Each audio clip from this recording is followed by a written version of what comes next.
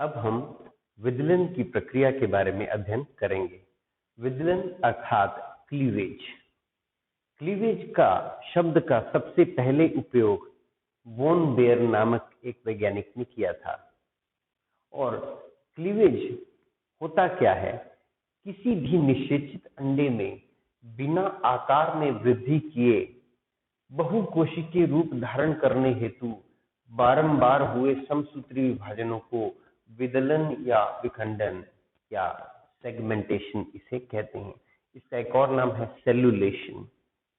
तो यदि हम देखें तो अभी तक की प्रक्रिया में जो हम अध्ययन कर चुके हैं, दो अलग अलग युग्मक, नर तथा मादा युग्मक मिल करके निषेचन की प्रक्रिया के पश्चात युग्मनज का निर्माण कर चुके हैं। युग्मनज एक सिंगल कोशिका है जो कि द्विगुणित है, यानी जाइगोट। यही जाइगोट आगे चलकर बारंबार विभाजन करेगा और विभाजन कर करके क्या करेगा? यह पूरे बहुकोशिकीय जीव का निर्माण करता है।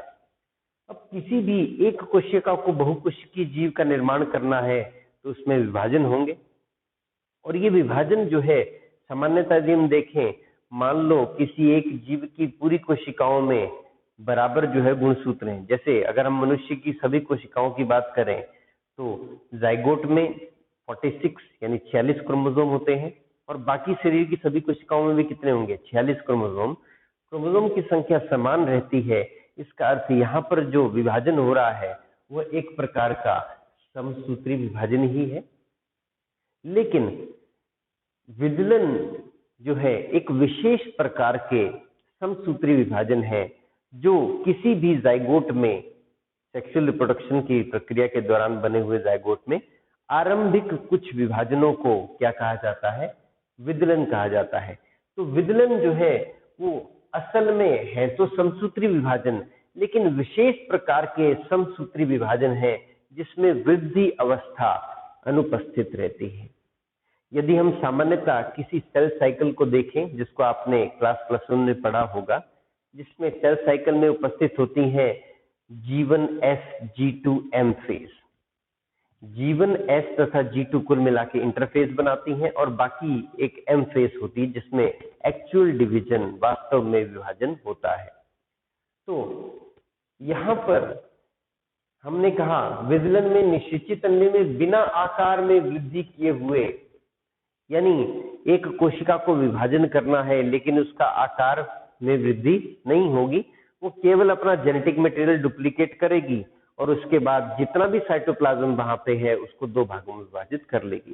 सामान्यतः कोशिका में ऐसा नहीं होता है। एक सामान्य समसूत्री विभाजन में पहले कोशिका में जीवन अवस्था के दौरान उसका आकार बढ़ जाता है। एस अवस्था के दौरान वो अपने गुणसूत्रों को जो है वो क्या कर लेती है? डुप्लीकेट कर लेती है। G2 के दौरान फिर आकार बढ़ता है और अंत में फिर M फेज के दौरान क्या होता है? विभाजन होता है। लेकिन यहाँ पर क्या होगा? बारंबार ऐसे विभाजन होंगे जिनमें वृद्धि अवस्था यानी G1 तथा G2 नहीं होंगी, केवल S फेज होगा। तो ऐसे विभाजन को हम क्या कहेंगे? विदलन। तो विदलन के बारे में यदि हम देखें तो यह एक कोशिकीय युग्मनज से द्रुत गति से होते हुए क्रमिक विभाजनों द्वारा बहुकोशिकीय जटिल रूप में बदलता है। यानी प्रारंभिक अवस्था में जो युग्मनज है उसको तुरंत जो है वो बहुत तेजी से होने वाले विभाजनों के द्वारा, ये तेजी से क्यों हुए? द्रुत गति से हमने क्यों कहा? क्योंकि इसमें वृद्धि तो होनी नहीं है, केवल एस फेज होनी है। तो इंटरफेज सामान्यतः सबसे लंबी होती है, लेकिन इसमें क्या होगी? छोटी होगी। केवल क्या होगा? जेनेटिक मटेरियल डुप्लीकेट होगा और उसके बाद विभाजन हो जाएगा। तो विदलन से बनने वाली इन कोशिकाओं को कोरक खंड कहते हैं। सामान्यतः क्या कहा जाता है? डॉटर कोशिका, डॉटर सेल्स या पुत्री कोशिकाएं। यहाँ पे इन्हें कहेंगे कोरक खंड, या कोरक खंड को ही हम क्या कहते हैं? ब्लास्टोमेयर्स भी कहते हैं। तो इन्हें क्या कहा जाएगा? ब्लास्टोमेयर्स कहा जाएगा। उसी प्रकार से अंत में हम देखें विदलन गेस्ट्रुला अवस्था के अंत तक देखे जा सकते हैं।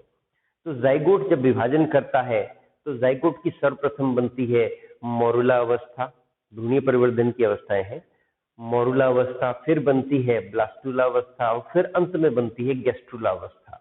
तो इन सभी अवस्थाओं के बारे में हम भ्रूणीय परिवर्धन में अध्ययन करेंगे, लेकिन यहाँ पे हम केवल इतना जान लेंगे कि विदलन की प्रक्रिया गैस्ट्रुला अवस्था के अंत तक जो है वो रहती है। उसके बाद सामान्य समसूत्री विभाजन शुरू हो जाते हैं, जो कि आगे की, यानी हम ये कहेंगे कि आरंभ में हुए कुछ विभाजन जो है जाइगोट में, उन्हें क्या कहा जाएगा, उन्हें विदलन हम कह सकते हैं। वो एक विशेष प्रकार के समसूत्री विभाजन होते हैं।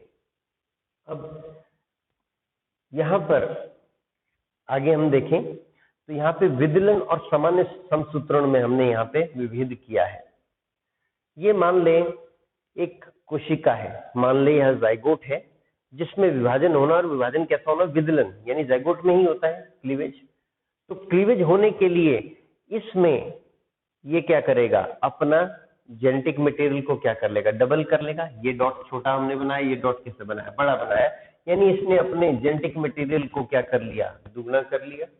दुगना करने के बाद यह कोशिका दो भागों में बंट गई, दोनों में न्यूक्लियस आधा आधा चला गया और साइटोप्लाज्म भी आधा आधा चला गया। तो ऐसे में क्या हुआ, जो ये पेरेंट कोशिका है और डॉटर कोशिका, इनमें अंतर देखें। इसमें न्यूक्लियस तो बराबर ही होगा, गुणसूत्र तो डुप्लीकेट हो गए थे, लेकिन जो कोशिका द्रव्यमान है यानी साइटोप्लाज्म है वो आधा ही है। इसलिए जो कोरक खंड यहाँ पर बने, इन दोनों को क्या कहते हैं, कोरक खंड। ये कोरक खंड का आकार जो है वो पेरेंट सेल से क्या है, छोटा है।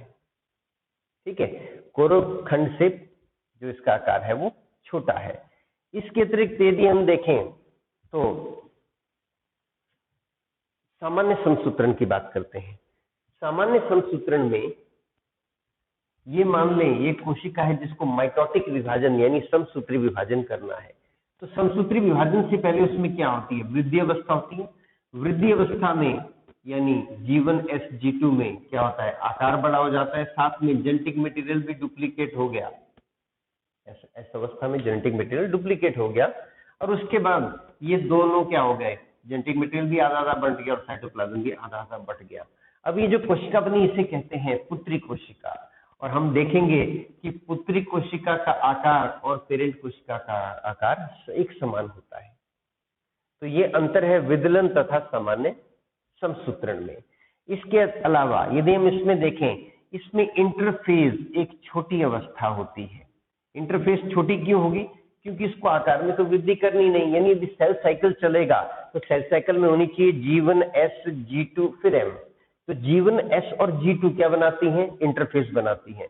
लेकिन यहाँ पे इंटरफेस में केवल S प्रावस्था है, G1 और G2 तो है ही नहीं, क्योंकि इसमें आकार में वृद्धि होनी ही नहीं है।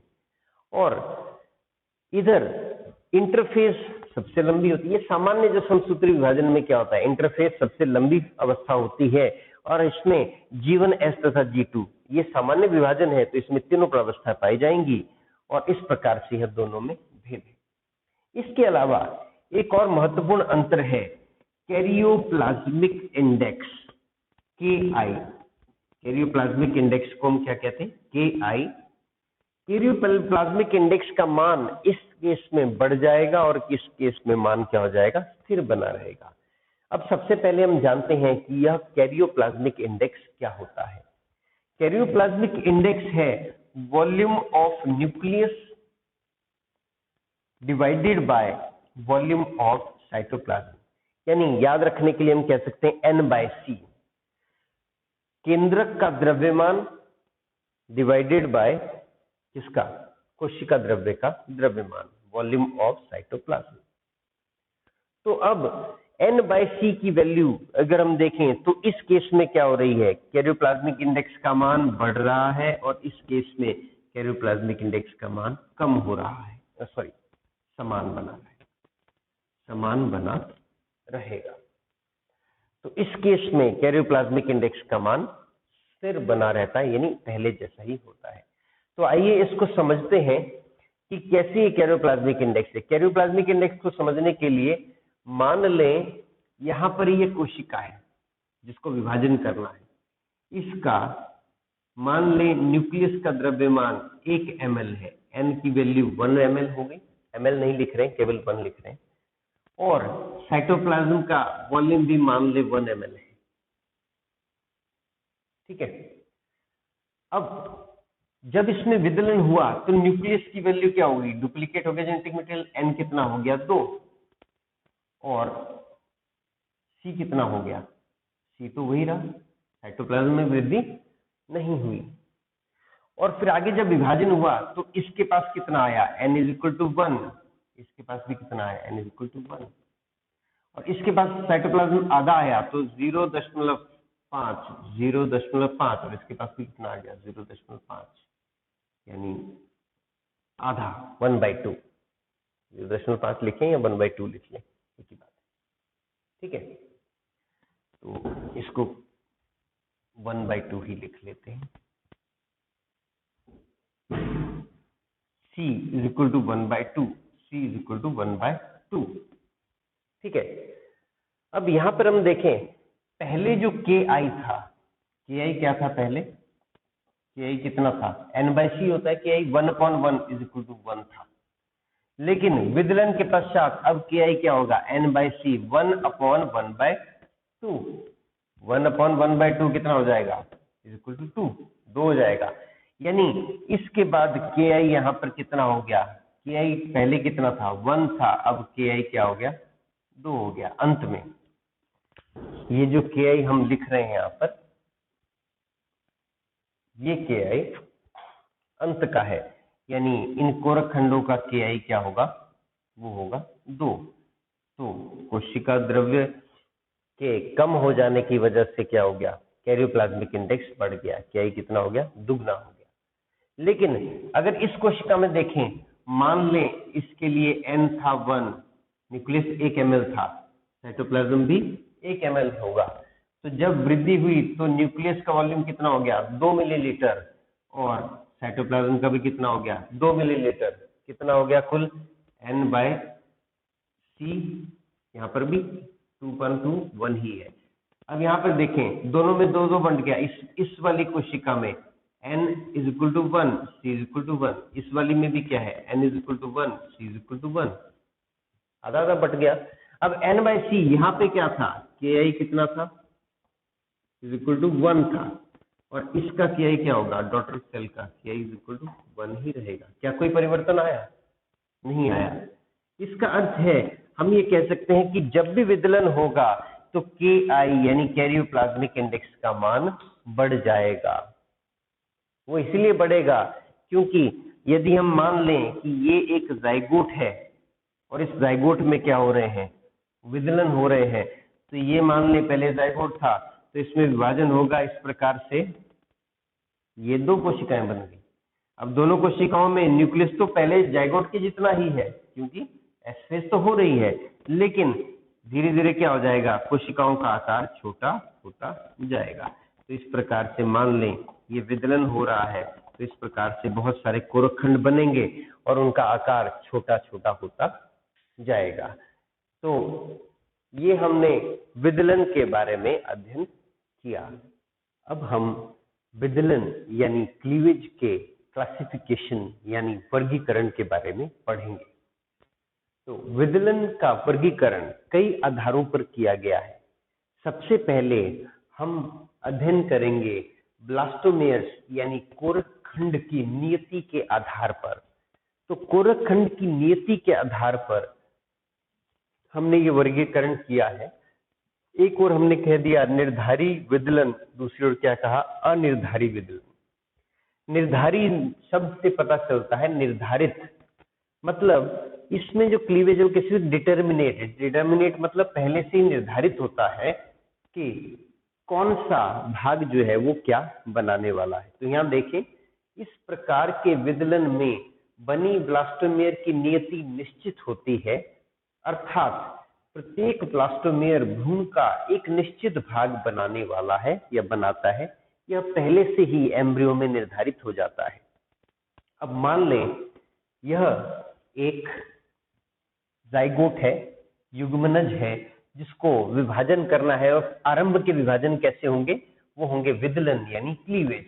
अब मान लें इसे विभाजन करना है, तो विभाजन करने के बाद क्या होगा, छोटे छोटे क्या बन जाएंगे, कोरकखंड बनेंगे, क्योंकि वृद्धि अवस्था तो नहीं हो रही है, तो ऐसे में ये बहुत सारे कोरक खंड आरंभिक अवस्था में बन गए और इन कोरक खंडों में जो कोशिकाएं हैं ये ब्लास्टोमियर्स कहलाएंगी।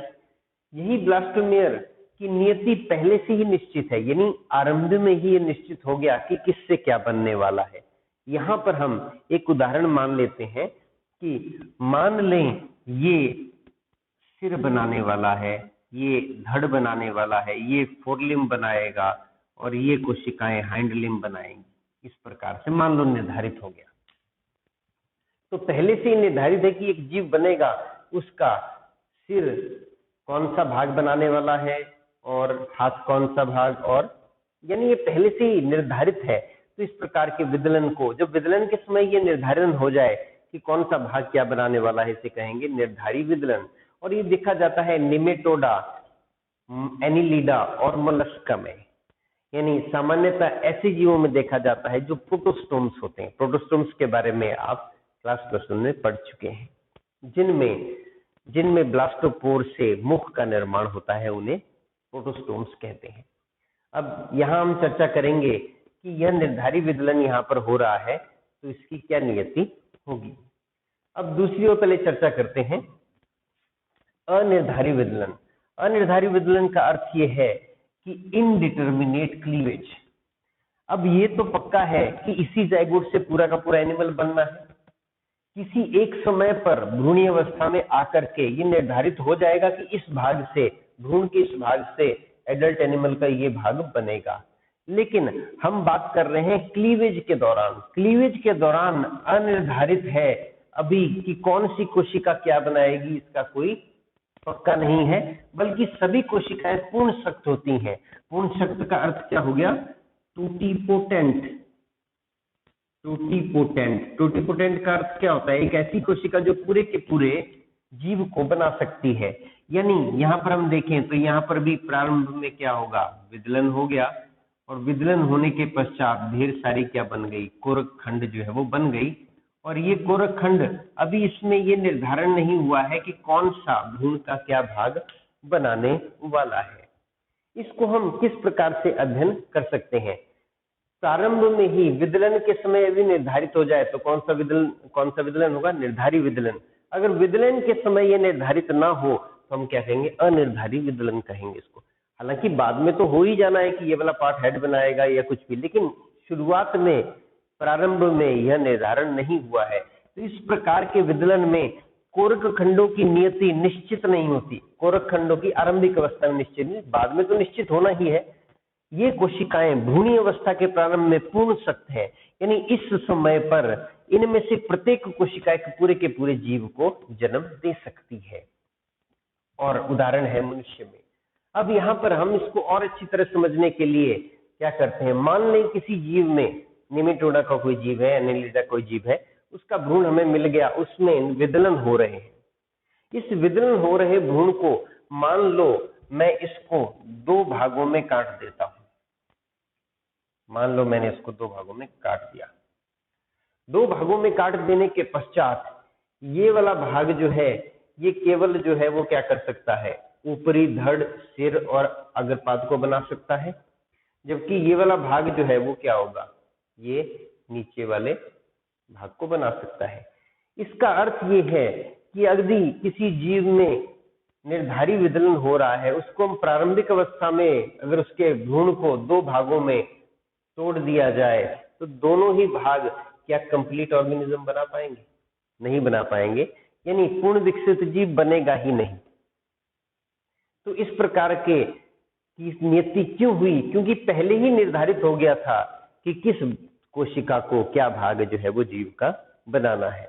अब इसके कंपैरेटिव में अगर हम देखें, मान लें प्रारंभिक अवस्था में ही ये जो भ्रूण है ये 2 भागों में टूट जाता है। मान लें ये 2 भागों में टूट गया, तो दोनों भाग जो है वो क्या करेंगे? वो कैसी कोशिकाओं के बने हैं? टोटीपोटेंट कोशिकाओं के बने हैं, और इस कारण से ये दोनों क्या करेंगे? पूरे के पूरे ऑर्गेनिज्म को बना देंगे। ऐसा ही होगा।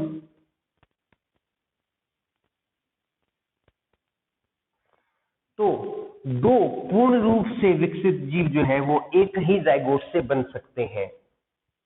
तो यह तरीका जो है, इस प्रकार की घटना कई बार मानव के भ्रूण में आरंभिक अवस्था में हो जाती है और इन दोनों को कहेंगे मोनोजाइगोटिक ट्विन्स। क्या बोलेंगे इनको? Monozygotic twins. तो मनुष्य में कई बार क्या होता है, आरंभिक अवस्था में जो भ्रूण विकसित हो रहा है वो जब इसमें विदलन होते हैं तो अनिर्धारी विदलन होते हैं। तो ऐसे समय में कई बार क्या होता है, वह भ्रूण दो भागों में टूट गया और दोनों भाग क्या करते हैं, एक दूसरे के साथ क्या करते हैं, वो अलग अलग हो जाते हैं और पूर्ण जीव को बना देते हैं। तो इनको कहते हैं ट्विन्स, यानी जुड़वा बच्चे। कैसे हैं? एक ही जाइगोट से आए, इसीलिए इनको क्या कहा, मोनोजाइगोटिक ट्विन्स। कई बार ये जो सेपरेशन है पूरी तरह से नहीं हो पाता, तो ऐसी अवस्था में क्या होंगे, या तो सिर से जुड़े रहेंगे या हाथ से जुड़े रहेंगे। इस प्रकार से जो है इनको कहते हैं मोनोजाइगोटिक ट्विन्स या आइडेंटिकल ट्विन्स। इनको आइडेंटिकल ट्विन्स भी कहते हैं। इसके अतिरिक्त दूसरे ट्विन्स, एक और प्रकार के जुड़वा बच्चे जो है वो मनुष्य में होते हैं, उन्हें कहते हैं डाइजाइगोटिक ट्विन्स। डाइजाइगोटिक ट्विन्स जो है उसमें नाम से ही पता चलता है दो जाइगोट होंगे। तो सामान्यतः तो क्या होता है कि एक ओवरी से एक मंथ में जाइगोट आता है, सेकेंडरी ओसाइट आता है और वह जाइगोट बनाएगा, दूसरी से अगले मंथ में आता है। लेकिन कई बार हार्मोन की गड़बड़ी के कारण दो अगर यदि अंडे मादा एक ही माह में क्या कर देती है, प्रोड्यूस कर देती है, और दोनों ही निषेचित हो जाएं, तो दोनों ही निषेचित होने के बाद में अलग अलग क्या हो जाएंगे, स्थापित हो जाएंगे, इम्प्लांटेशन हो जाएगा और इसके कारण से वो क्या बनाएंगे, डाइजाइगोटिक ट्विन बनाएंगे।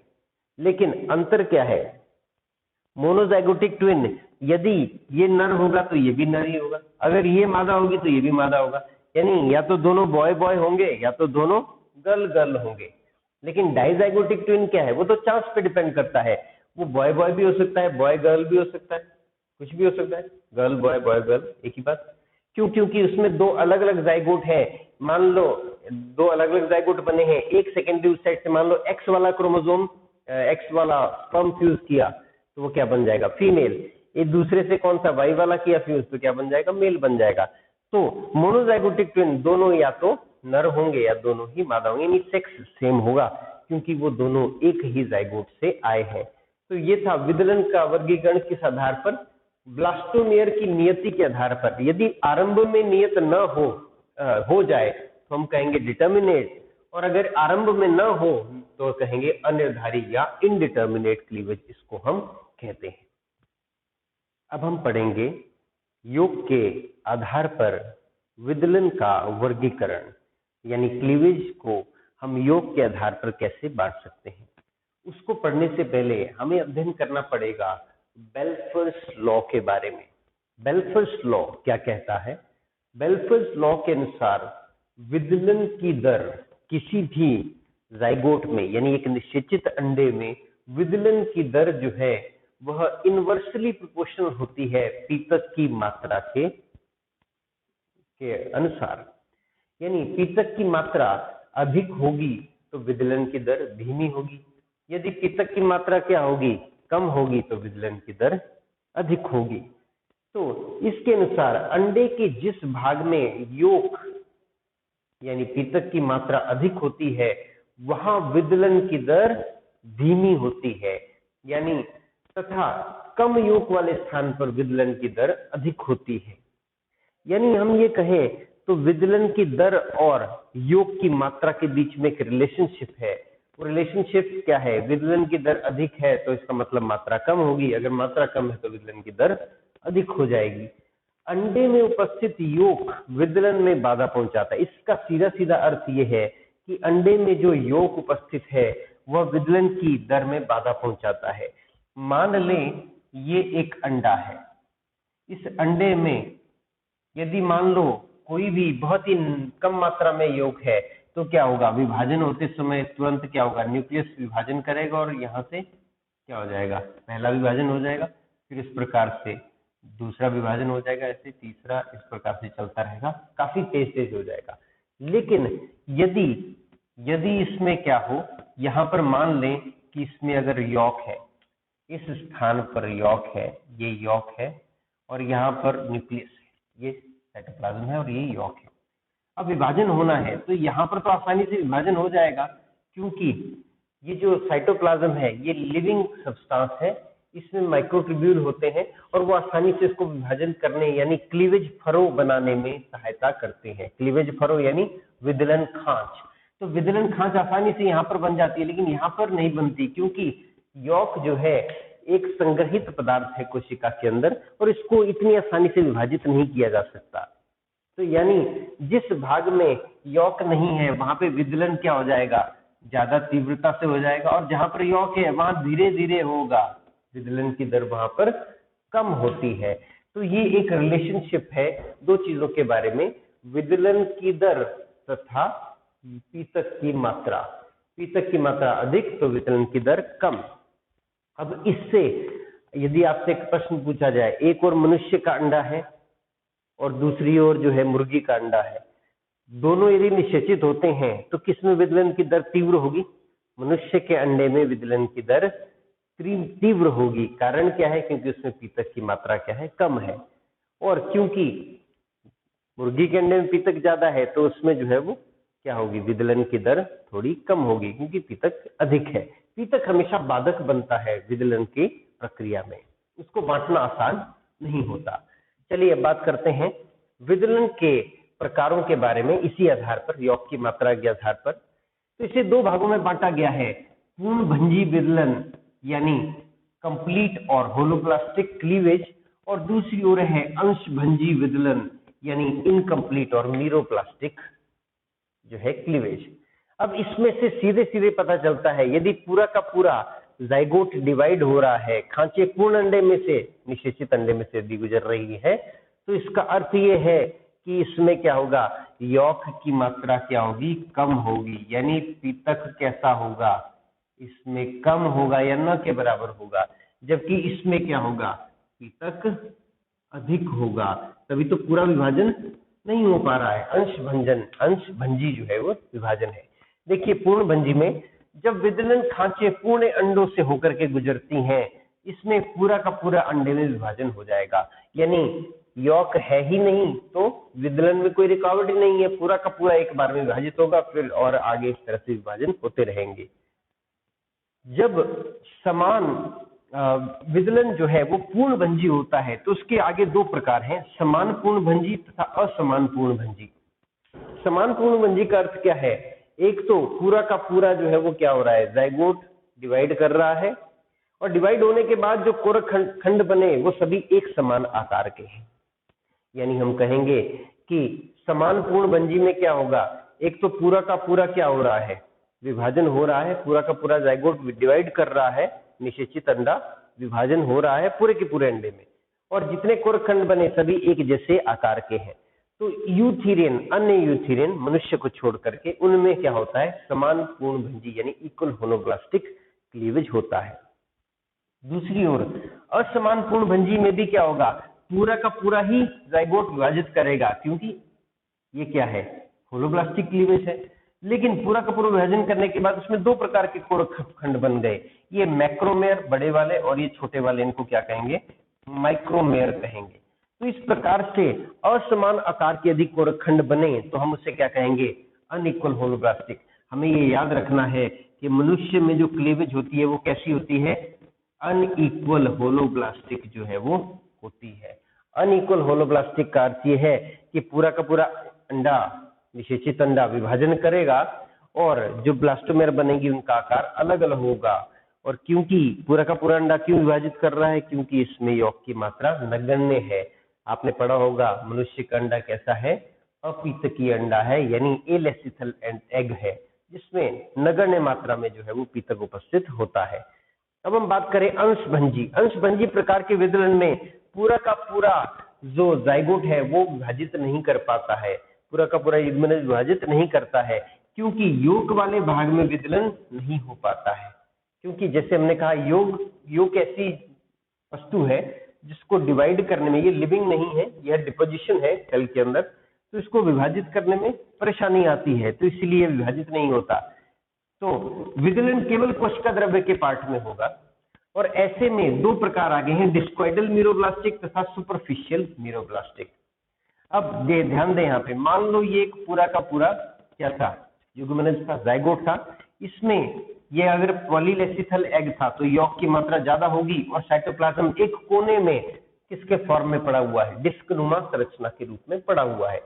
अब जब विभाजन विदलन करने की बारी आएगी तो विदलन केवल कहाँ होगा, यहीं पर होगा, इसमें नहीं हो पाएगा। हाँ, ये यॉक जो है इन परिवर्तन करने वाली कोशिकाओं को क्या देता रहेगा, ऊर्जा, एनर्जी जो है वो प्रोवाइड करता रहेगा।